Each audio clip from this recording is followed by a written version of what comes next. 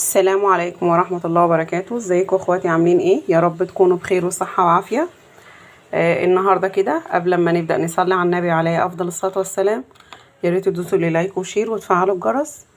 النهاردة كده ان شاء الله هنعمل الكسكسي، وهنعمله بطريقة سهلة جدا وبطريقة اي ست في البيت تقدر تعمله، وبمكونات برضو بسيطة جدا. وهنبدأ ونشوف الطريقة. يلا بينا نبدأ. احنا مش هنحتاج حاجة. دول كيلو الا ربع دقيق، انا نخلتهم كويس قوي.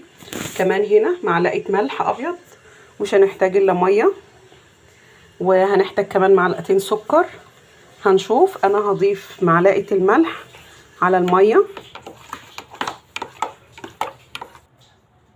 ودي معلقة سكر، وادي كمان معلقة كمان، وهنقلب ونشوف. اهم حاجة الملح يبقى معاكي يدوب حاجة بسيطة كده زي دمع العين، لا هو مالح ولا هو مثلا يعني مفهوش ملح، هيبقى يدوب ملح مظبوط كده. احنا ظبطنا المية بمعلقة الملح، ملحها مظبوط، يعني لا هو مالح ولا هو ناقص ملح زيادة، يعني معقول كده. هنبدأ ناخد المية بإيدنا كده ونسقسق ونقلب في الدقيق. طريقته سهلة جدا، وكمان هنعمله في الكبة بالطريقة دي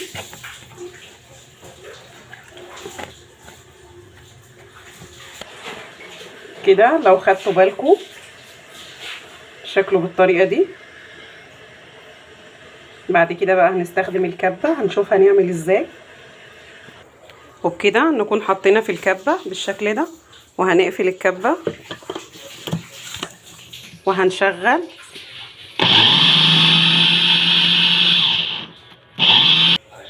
كده انا هديله معلقتين ميه. تاخدوا بالكم من الميه اللي انتوا هتحطوها متبقاش كتيره. بصوا كده، لو هنلاحظ مع بعضينا، خدوا بالكم كده. بصوا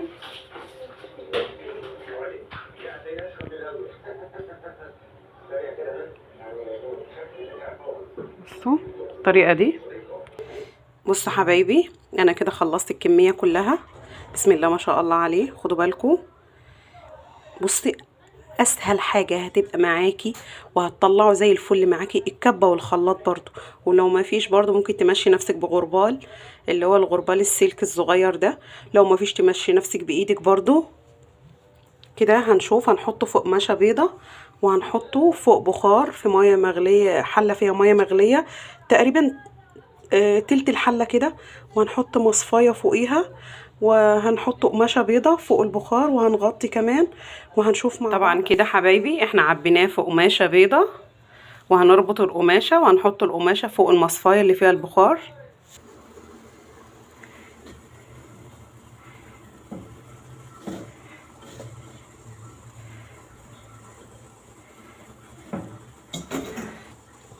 وبكده يا حبايبي هو اخد ربع ساعه كده او تلت ساعه تقريبا على النار. طبعا هو كده لسه ما استواش، فانت بقى هتخليكي بقى ست بيت شاطره، وهتشوفي معايا هتعملي ايه بعد كده. هناخده من على النار بالطريقه دي بنفس القماشه، وهناخده نرده في الكبه كمان. لو لقيتيه ناعم جدا وفي زي حبه دقيق كده من تحت، هتزودي له معلقتين او معلقه ميه تاني. لو لقيتي حجمه بقى حلو وشكله بقى حلو كده، اللي هو ايه، ما يبقاش ناعم قوي يلزق في سقف حلقك، يبقى كده تمام قوي. تعالي هنشوف بقى. هنضرب شويه في الكبه وهوريكم يبقى ازاي. خدي بالك بقى كده معايا لما ضربته في الكبه. بصي بصي حبيته حلوه ازاي كده، مش هيلزق معاكي في بقك، وطعمه هيبقى جميل جدا. وهنشوف بقى نخلص الكميه كلها.